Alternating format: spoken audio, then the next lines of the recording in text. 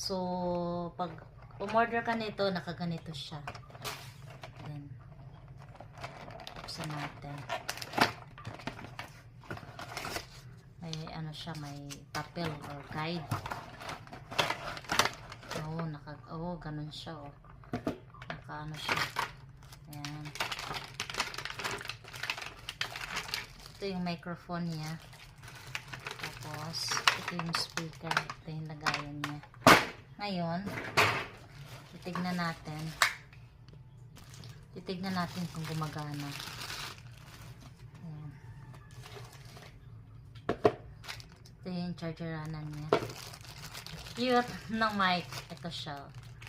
So, tignan natin. Power on. Bluetooth mode.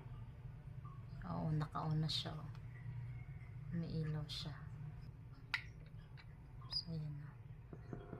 May ilaw na. Hello?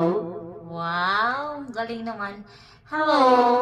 Ayan. So, i-connect natin yung ating speaker dito sa ating phone. So, ayan. Nakakonect na yung KTV. Hello? Tapos, nakakonect na to ang ating speaker sa ating phone. Ngayon, try naman natin siyang i-ano doon sa hotspot. So, nakakonect na yung ating speaker sa ating phone. Sa katulad ko na naghanap ng microphone na medyo maganda siya, malinaw, So, ito na yung hinahanap mo. Kantahan. Celine Dion. Narinig nyo? Nakakonect siya. Skip lang natin.